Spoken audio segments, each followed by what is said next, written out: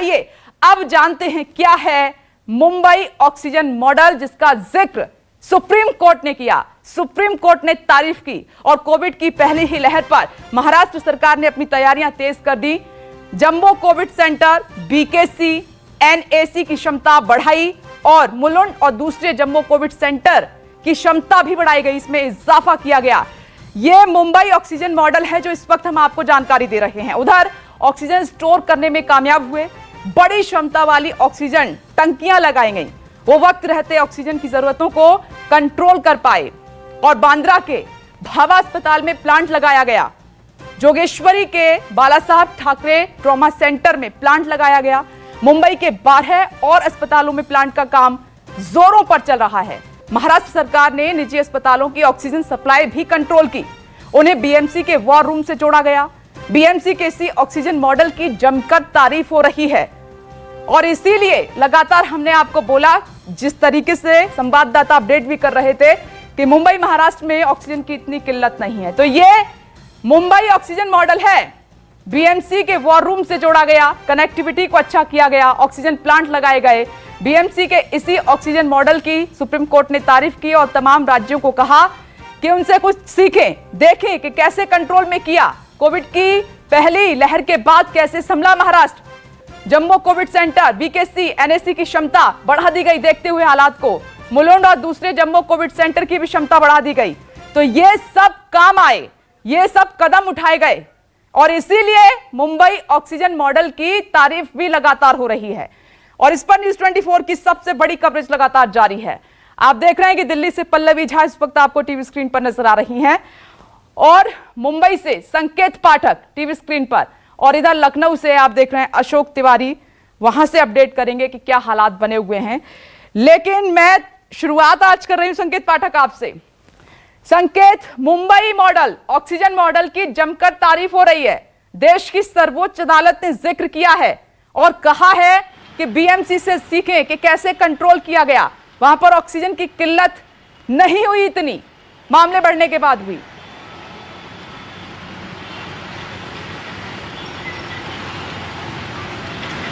आप बिल्कुल विपनेश, आपने सही कहा। हम भी कई दिनों से लगातार ये खबरें दिखा रहे हैं कि मुंबई में ऑक्सीजन की बहुत ज्यादा कमी नहीं है, साथ ही साथ जो अन्य सुविधाएं भी हैं वो भी मुंबई में सुचारू रूप से मरीजों को मिल रही हैं। और यही वजह है कि आप देखिए कि करीब 10 से 12 दिन पहले जो संक्रमण की दर है वो 17 से 18% हुआ करती थी, लेकिन अब वो 10% तक आ गई है। यानी कहीं ना कहीं मुंबई मॉडल ने काम किया है और जिसकी तारीफ खुद सर्वोच्च न्यायालय ने की है।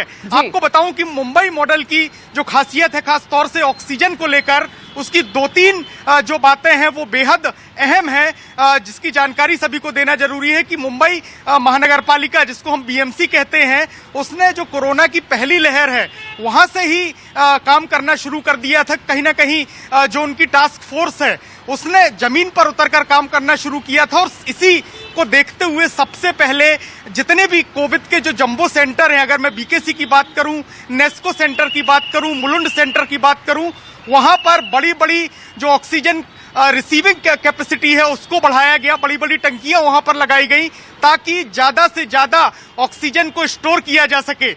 इसके अलावा आपको बताऊं कि बीएमसी ने करीब 12 अस्पतालों में टेंडर दिए हैं, जिसमें यह कहा गया है कि वो अपने अपने प्लांट खुद लगाएं।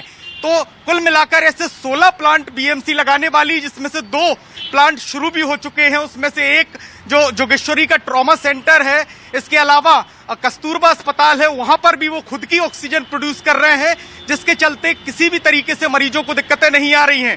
साथ ही साथ तीसरी और जो सबसे अहम चीज है वो ये है कि बीएमसी ने सिर्फ सरकारी अस्पताल ही नहीं बल्कि जो निजी अस्पताल है और खासतौर से जो छोटे अस्पताल मुंबई में मौजूद हैं उन सभी को अपने वॉर रूम से जोड़ा। इसके अलावा हर वार्ड में एक नोडल अधिकारी नियुक्त किया जो कि ऑक्सीजन की सप्लाई पर पूरा ध्यान देगा। और यही वजह है कि मुंबई का जो मॉडल है आज पूरे देश में चर्चा का विषय बना हुआ है और मुंबई में फिलहाल संक्रमण की दर भी कम हो रही है, साथ ही साथ ऑक्सीजन की भी उतनी किल्लत दिखाई नहीं दे रही है। बिल्कुल संकेत, आपने सही कहा, इसीलिए सर्वोच्च अदालत ने कहा कि महाराष्ट्र मॉडल अपनाओ, उनसे कुछ सीखो कि पहली लहर के बाद कैसे संभले हैं वो। मैं लौटूंगी आपके पास संकेत, लेकिन लखनऊ से मानस श्रीवास्तव हमारे साथ मौजूद है। मानस, मैं आपके पास आऊंगी लेकिन दिल्ली मुझे जाना होगा, उससे पहले पल्लवी, आप संकेत पाठक को सुनी रही हैं। देश की सर्वोच्च अदालत ने मुंबई जो ऑक्सीजन मॉडल है उसकी तारीफ की है। यही सब कदम उठाने की बहुत जरूरत थी पल्लवी।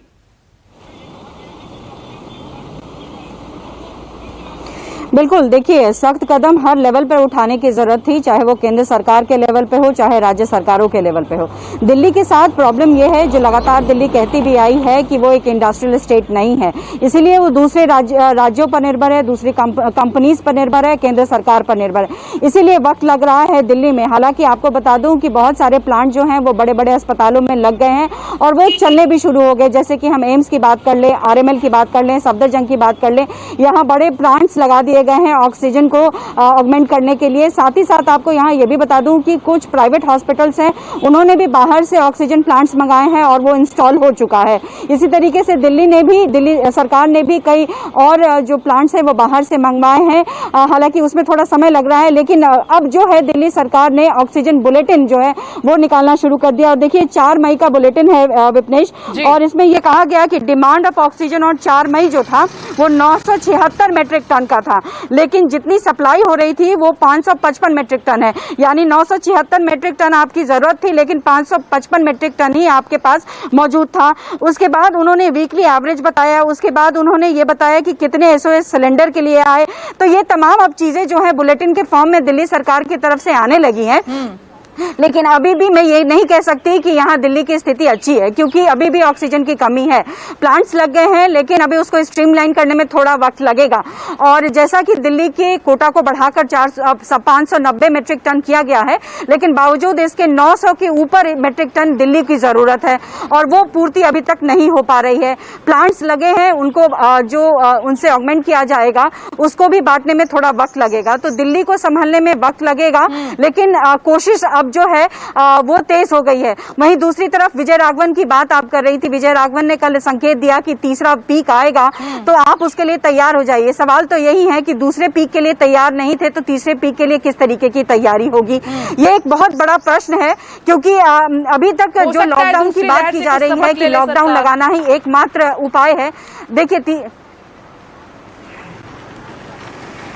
देखिए जरूरी भी है कि अगर दूसरी लहर से सबक नहीं लिया तो फिर तो देखिए सब कुछ आउट ऑफ कंट्रोल तो पहले से ही दिख रहा है, फिर संभालना शायद बहुत मुश्किल हो जाएगा। और देख रहे हैं कि दिल्ली नहीं, बाकी राज्यों में, कर्नाटक में देख लीजिए, आंध्र प्रदेश में देख लीजिए, अब एक तरीके से विस्फोट होने लगा है। एक दिन में 50-50 हजार से ज्यादा मामले आ रहे हैं। तो ऐसे में केंद्र सरकार को बहुत गंभीर कदम उठाने पड़ेंगे, क्योंकि संकेत तीसरे लहर के भी हैं। तो लगातार जो मांग उठ रही है कि आप लॉकडाउन करिए, बेशक 15 दिन के लिए करिए, लेकिन करिए जरूर, क्योंकि चेन ऑफ जो आप ट्रांसमिशन है उसको अगर आप ब्रेक नहीं करेंगे तो इसको रोकना असंभव हो जाएगा। और इस बात में दो राय नहीं है कि कम्युनिटी ट्रांसमिशन हो चुका है, क्योंकि अब जो ट्रैकिंग की लेवल है वो ट्रैकिंग हो नहीं रही है। आपके पास इतने हेल्थ वर्कर नहीं है, आपके पास इतने फ्रंट लाइनर्स नहीं है जो कि इसको ट्रैक कर सके, ट्रेस कर सके। सभी के सभी या तो आधे से ज्यादा लोग संक्रमित हैं या फिर एकदम सही है, क्योंकि ये जो आप कह रही हैं आपने हर बार बताया है और ये सबको नजर भी आ रहा है। और इन सब के बीच आपने जिक्र किया कि दिल्ली कड़ी पाबंदी भी मांग रही है और इसकी बहुत ज्यादा आवश्यकता है। पल्लवी, मैं लौटूंगी, संदीप भरमाकर भी भोपाल से इस वक्त हमारे साथ जुड़ गए हैं लाइव। और मानस, मैं आपके पास आ रही हूँ। मानस, आपने देखा कि मुंबई मॉडल की हर जगह तारीफ हो रही है, जिस तरीके से ऑक्सीजन को लेकर कदम उठाए गए। दिल्ली में कई जगह ऑक्सीजन प्लांट लगे हैं, लेकिन अभी भी पूर्ति उस तरीके से नहीं हो पा रही है, लेकिन थोड़ा सा काम तेजी के साथ होने लगा है। तो मैं उत्तर प्रदेश का हाल आपसे जानना चाहती हूं, लॉकडाउन के बीच क्या स्थिति है ऑक्सीजन को लेकर?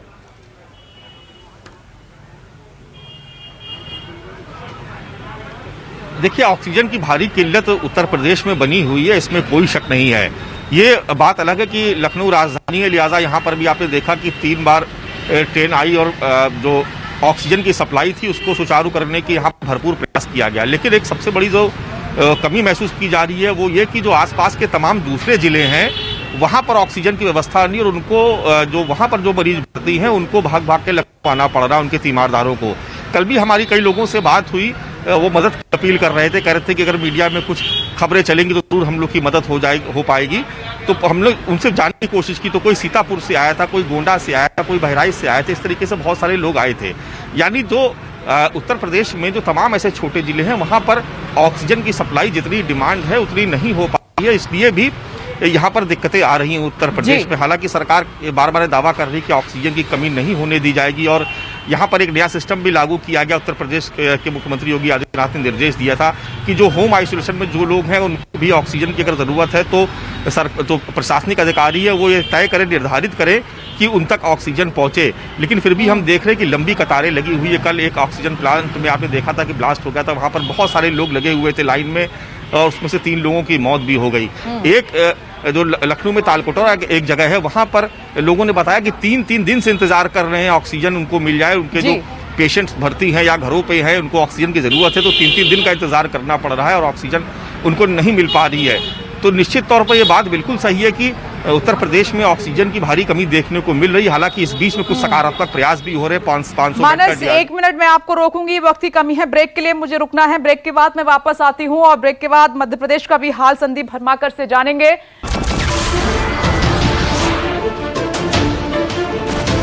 नमस्कार, मैं हूं मानक गुप्ता।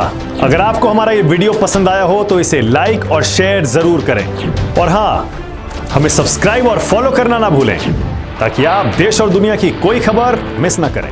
तो जुड़े रहिए हमारे साथ और देखते रहिए न्यूज़ 24।